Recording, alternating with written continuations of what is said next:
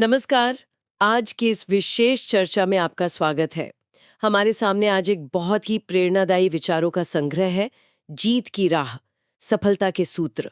ये एक तरह से जीवन की मुश्किलों से जूझकर अपने लक्ष्यों तक पहुंचने का एक रोड मैप जैसा लगता है। और हमारा इरादा है कि इसमें जो मुख्य बातें हैं, जो व्यवहारिक नुस्खे हैं, उनको समझें। तो चलिए शुरू करते हैं और शायद सबसे पहले उस डर की बात करें जो अक्सर हमें रोकता है, असफल होने का डर। हाँ, ये डर तो बहुत आम है। बिल्कुल। इसमें लिखा है कि हम अक्सर कोशिश करने से भी डरते हैं कि कहीं असफल ना हो जाएं, कहीं लोग हंसे ना, मतलब गिर गए तो क्या होगा। ये सोच हावी हो जाती है। जी। लेकिन ये नजरिया बड़ा अलग है। ये कहता है कि भाई असफलता अंत नहीं है, वो तो सीखने की प्रक्रिया का हिस्सा है। जैसे वो एडिसन का उदाहरण है ना, बल्ब बनाने से पहले हजारों बार असफल हुए, हाँ, बिल्कुल। पर उन्होंने कहा मैं असफल नहीं हुआ, मैंने बस 1000 ऐसे तरीके ढूंढे जो काम नहीं करते। कमाल की सोच है। सही बात। और क्रिकेट में भी देखिए, सचिन तेंदुलकर जैसे महान खिलाड़ी भी शून्य पर आउट हुए मैच हारे। हाँ, तो बात गिरने में नहीं है, गिरकर पड़े रहने में है। और इसमें संघर्ष की बात भी है ना, कि संघर्ष हमें कमजोर नहीं बल्कि मजबूत बनाता है। वो तितली वाला उदाहरण, हाँ, वो कोकून वाला बहुत सटीक उदाहरण है। कि अगर वो संघर्ष ना करे तो उसके पंख मजबूत ही नहीं होंगे, उड़ ही नहीं पाएगी। बिल्कुल। और इस नजरिए में जो बात गहराई से समझने वाली है, वो ये है कि असफलता और संघर्ष को समस्या नहीं बल्कि विकास का अवसर माना जा रहा है। अच्छा। जब हम डर को हटाकर सीखने पर ध्यान देते हैं ना, तो हम मतलब प्रयोग करने से हिचकिचाते नहीं हैं। हाँ हाँ। ये सोच हमारी मानसिक मजबूती, जिसे रेजिलियंस कहते हैं, उसको बढ़ाती है। मतलब हार को एक शिक्षक की तरह देखना। बिल्कुल। क्या गलत हुआ, क्यों हुआ, अगली बार क्या बेहतर कर सकते हैं, ये सवाल पूछना। तो ये सिर्फ डर छोड़ना नहीं, बल्कि असफलता से सीखना है, संघर्ष को ताकत बनाना है। ये एक पूरा चक्र है। कोशिश करना, शायद असफल होना, सीखना और फिर बेहतर कोशिश करना। ठीक है, तो असफलता और संघर्ष से डरना नहीं, सीखना है। पर सीखने और बढ़ने के लिए एक दिशा भी तो चाहिए। हाँ, बिल्कुल। बिना दिशा के मेहनत कहाँ जाएगी। और यहीं पर लक्ष्यों की बात आती है। इसमें लक्ष्यों पर बहुत जोर दिया गया है। जी। जीवन में लक्ष्य क्यों जरूरी है? वो चिड़िया वाला उदाहरण कितना सरल है। उसे पता है कहाँ जाना है। हाँ। अगर मंजिल का पता ना हो तो भटक जाएगी। हमारा जीवन भी ऐसा ही है। लक्ष्य हमें दिशा देते हैं। सही। और फिर एक और बात, कि सिर्फ लक्ष्य होना काफी नहीं, लक्ष्य बड़ा होना चाहिए। ये बात थोड़ी सोचने वाली है। जितना बड़ा लक्ष्य उतनी बड़ी चुनौती और उतनी ही ज्यादा मेहनत और संघर्ष। हाँ, ये दिलचस्प है। बड़े लक्ष्य असल में हमें ज्यादा प्रेरित करते हैं। शायद छोटे लक्ष्य हमें अपनी पूरी क्षमता तक नहीं ले जाते। शायद यही बात है। देखिए, मनोवैज्ञानिक रूप से भी बड़े लक्ष्य हमारी ऊर्जा को एक जगह केंद्रित करते हैं। जब लक्ष्य बड़ा और आकर्षक होता है ना, तो हम ज्यादा प्रयास करने को तैयार हो जाते हैं, ज्यादा बाधाएं झेलने को तैयार होते हैं। अच्छा। इसमें महत्वाकांक्षा, मतलब एम्बिशन, को सीधे प्रयासों के स्तर से जोड़ा गया है। ये एक महत्वपूर्ण कनेक्शन है। मतलब हमारे सपनों का आकार तय करता है कि हम कितनी मेहनत करेंगे। हाँ, एक तरह से कह सकते हैं। बड़े लक्ष्य हमारी अंदरूनी क्षमताओं को जैसे जगाते हैं। स्वामी विवेकानंद का वो वाक्य, उठो जागो और तब तक मत रुको। जब तक लक्ष्य प्राप्त ना हो जाए। बिल्कुल ये एक मानसिकता है। सही बात है। तो बड़े लक्ष्य तय कर लिए, असफल होने से न डरने का मन बना लिया, लेकिन इस रास्ते पर चलने के लिए एक और बहुत जरूरी चीज चाहिए, आत्मविश्वास। हाँ, आत्मविश्वास बेहद जरूरी। नहीं, सच है। अगर आप खुद पर विश्वास नहीं करेंगे तो दुनिया भी आप पे विश्वास नहीं करेगी। बिल्कुल। कितनी बार लोग कहते हैं अरे मुश्किल है, तुमसे नहीं होगा। हाँ, अक्सर सुनने को मिलता है। पर इतिहास वो बदलते हैं जो कहते हैं मैं करूंगा और करके दिखाऊंगा। ये आत्मविश्वास ही है। जी। पर ये सवाल उठता है कि आत्मविश्वास असल में काम कैसे करता है? ये सिर्फ एक एहसास तो नहीं है। हाँ, ये क्या करता है? देखिए, आत्मविश्वास हमें जोखिम उठाने का साहस देता है। जब भरोसा होता है ना अपनी काबिलियत पर, तो हम अनिश्चित नतीजों वाली चुनौतियों से डरते नहीं। ठीक है। और मुश्किल समय में जब बाहर से शक पैदा होता है, तब यही आत्मविश्वास हमें टिकाए रखता है, एक अंदरूनी कवच की तरह। अच्छा। कवच की तरह, हाँ। जो हमें नकारात्मकता से बचाता है और लक्ष्य की ओर बढ़ने में मदद करता है। गलतियों से सीखकर फिर कोशिश करने की हिम्मत देता है, बिना ये सोचे कि लोग क्या कहेंगे। आत्मविश्वास जरूरी है, पर सिर्फ उससे काम चलेगा क्या? मुझे लगता है अनुशासन भी उतना ही अहम है। बिल्कुल।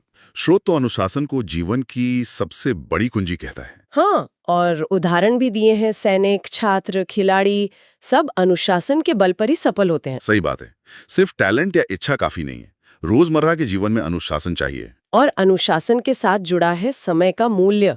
समय किसी का इंतजार नहीं करता, ये बात हमें याद दिलाई गई है। हाँ, और ये बहुत जरूरी है। अनुशासन को सिर्फ नियमों की सख्ती न समझें। ये हमारे लक्ष्यों तक पहुंचने का एक व्यवस्थित ढांचा है। ये रोज की आदतों को बड़े लक्ष्यों से जोड़ता है। बिखराव को रोकता है ना? बिल्कुल। और जब इसमें समय का सही प्रबंधन जुड़ जाता है तो हमारे प्रयासों का असर कई गुना बढ़ जाता है। हाँ, सोचिए, लक्ष्य है, आत्मविश्वास है, पर अनुशासन नहीं, समय बर्बाद कर रहे हैं, तो कैसे पहुंचेंगे? मुश्किल है। अनुशासन और समय प्रबंधन मिलकर हमारी इच्छा को एक्शन में बदलते हैं। ठीक है, लक्ष्य, आत्मविश्वास, अनुशासन, लेकिन इन सब के बीच हमारी सोच, हमारा नजरिया कैसा है, ये भी तो मायने रखता है। हाँ, सकारात्मक सोच। वो आधा भरा ग्लास वाला उदाहरण क्लासिक है, पर बात सीधी कहता है। जी। नजरिया तय करता है कि हम आगे बढ़ेंगे या पीछे हटेंगे। सकारात्मक सोच आगे बढ़ाती है, नकारात्मक सोच पीछे खींचती है। और इसका व्यावहारिक असर ये होता है कि ये हमें मुश्किलों से निपटने में मदद करता है। कैसे?